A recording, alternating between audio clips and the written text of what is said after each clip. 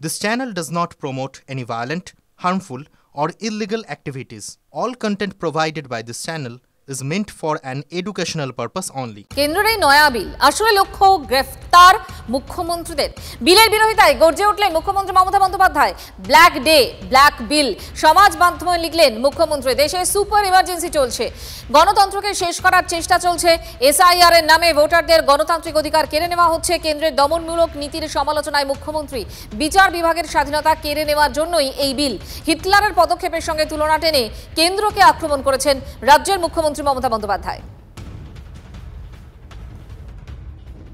এটা খুব ক্যালকুলেটেড ওয়েতে করা হচ্ছে, যাতে বিরোধী দলের যারা আছে, যে সমস্ত চিফ মিনিস্টার আছে, তাদের বিরুদ্ধে একটা ফলস কেস করে দাও ফার্স্ট। সে ফলস কেস দাঁড়াবে কি দাঁড়াবে না দেখার দরকার নেই, কারণ 0.5% হচ্ছে এভিকশন, এই conviction rate. Guilt or not guilt, who will say? Court will say ultimately. FIR এর নাম থাকলে বা কাউকে অ্যারেস্ট হয়ে গেলে তার গিল্ট প্রমাণ হয় না। শুধু অ্যারেস্ট হওয়ার জন্য কখনো কিছু হয় না, ঠিক আছে? এটা তো একদম এনক্রোচমেন্ট অফ দি ফেডারালিজম। এর চেয়ে বড় এনক্রোচমেন্ট কিছু হয় না। ভারতবর্ষে বোধহয় এরকম ধরনের পদক্ষেপ নেওয়া হয়নি, এরকম অসাংবিধানিক কাজ কখনো করা হয়নি।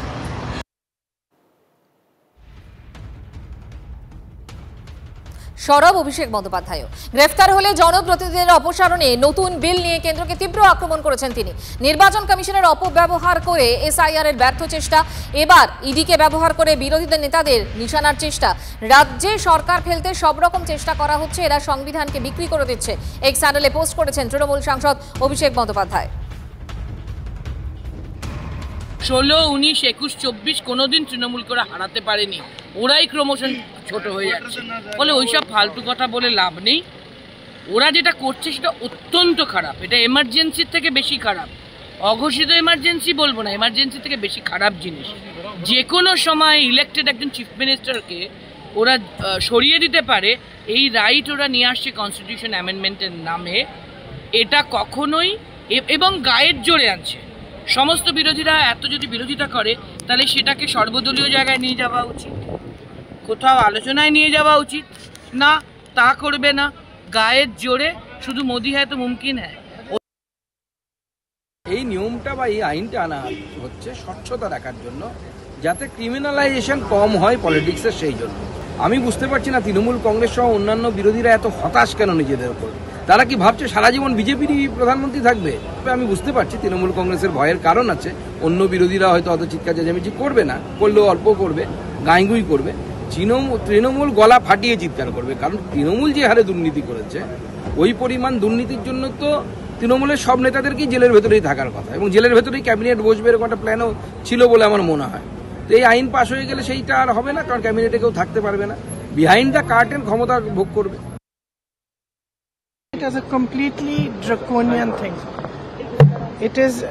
It goes against everything, and to couch it as a measure which is being taken anti-corruption is just to pull a veil across the eyes of the people, because what it basically allows a government to do is to put you don't even have to be convicted.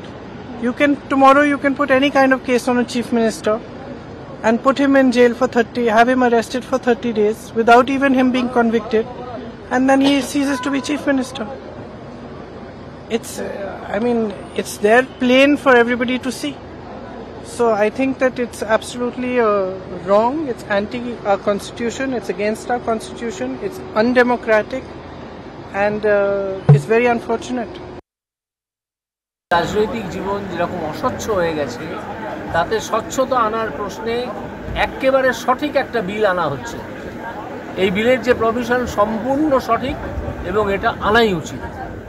এবং এতে যারা ভয় পাচ্ছে, তাদের নিশ্চয়ই অনেক লোক আছেন তাদের মধ্যে যারা 30 দিনের বেশি জেলে থাকবে, সেই জন্য ভয় পাচ্ছে।